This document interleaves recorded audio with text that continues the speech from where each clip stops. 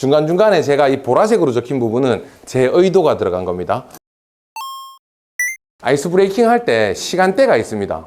아까 전에 가위바위보나 이런 간단한 것들 있죠. 이런 건 1분, 그리고 10분 안에 끝낼 수 있는 게임들이 있고요. 1시간을 하는 경우도 있어요. 예를 들면 이런 것들이 있죠.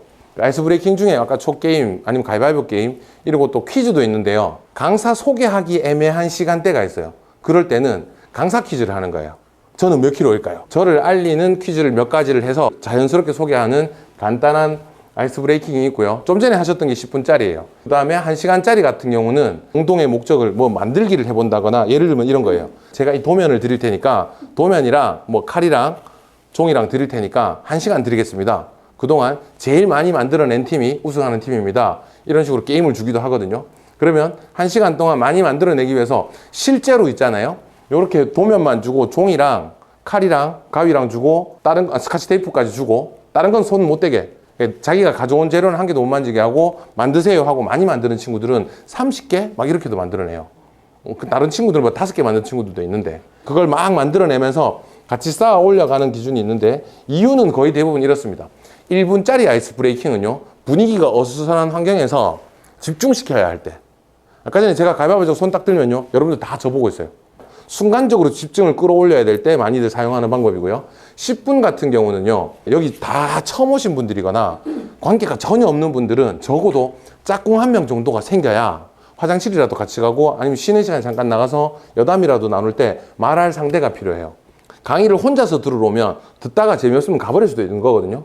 근데 왜 친구랑 둘이 와서 강의 들으면 그 강사 흉도 좀 보고 이렇게 어쨌든 앉아 있는 경우가 많아요. 그래서 잠깐 친구 한 분 사귈 수 있는 시간을 만들어주는 게 10분짜리고요.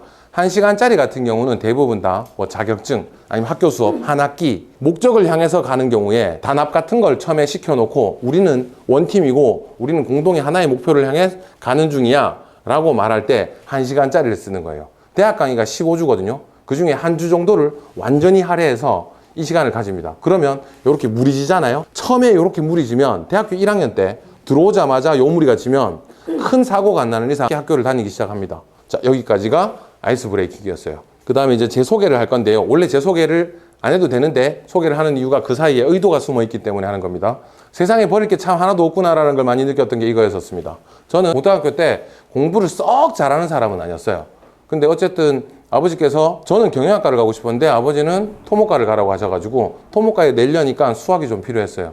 그래서 짝꿍한테 부탁을 했죠. 가르쳐 달라고 했더니 짝꿍이 가르쳐 주긴 했어요, 수학을. 근데 왜 깐죽거리는 애들 있잖아요. 제가 그쪽 케이스였는데요. 배우는 애가 조용히 따라서 배우면 될 것을, 야, 이 다음에 뭐 할 거야? 이거 뭐 문제지, 내가 뭐 사면 될까? 막 호들갑 떠는 애들 있잖아요. 이 다음에 어떻게 하면 돼? 할 때 그 친구가 옆에서, 야, 혹시 니 마지막 장, 그러니까 끝장을 넘겨본 적이 있냐? 라고 물었을 때, 그걸 넘기면 내가 말하지 않아도 네가 다음 문제집을 사게 될 거다 라고 말해준 친구가 있었어요. 그 친구 덕분에 수학을 좀 배웠죠. 두 번째가, 대학교를 갔는데 토목과는 미분적분을 굉장히 많이 하더라고요. 근데 저 미분적분은 입시 때 쓸 줄도 몰랐는데 미분적분을 했어야 돼가지고 또 다른 친구 녀석에게 또 싫은 소리를 들어가면서, 왜 싫은 소리 하는 애들 중에 저는 큰 소리에 별로 반응하지 않는 사람이거든요. 너 이 자식 똑바로 안 해! 막 그런 거에 전혀 반응을 안 하는 사람인데 이런 거에는 반응했던 것 같아요. 실제로 이때 저한테 미분을 가르쳐 주던 친구가 이렇게 며칠간 가르쳐 주다가 갑자기 불펜을 탁 놓더니 니는 하고 나가보더라고요. 그때부터 진짜 열심히 했어요. 그렇게 저한테 약간의 수학이라는 아이템이 생겨서 그 대학생 때 강의를 시작했어요. 중고등학교 입시학원 있잖아요. 입시학원에 수학 그 파트타임 강사로 밤에 아르바이트를 했죠. 근데 꽤 많이 하셨어요. 하루 저녁에 학원 4군데만 옮겨 다니고 이랬거든요. 생각보다 고등부 수학이 되는 학원이 안 되는 경우가 많았거든요. 저는 그때부터 강의를 시작해서요, 지금까지 딱 20년째 하고 있어요. 그렇게 대학교 다니면서 시간 강사를 하기 시작했고요. 시간 강사 후에 직장을 다니면서도 대학원을 다녔거든요. 대학원은 아시다시피 발표 수업이 굉장히 많거든요. 저랑 다니는 무리들이 다 저보다 형들이라서 거의 제가 떠넘겨서 그 발표를 많이 했는데, 그때도 거의 발표를 많이 했죠. 그러다가 결국 제 사업을 차리게 되고 회사를 운영하게 되면서 이제 테일러를 한번 해보고 싶다 해서 회사를 차리고 회사 운영을 했는데, 국가에서 지원을 좀 받고 싶어가지고 국가 지원에다가 신청을 많이 했어요.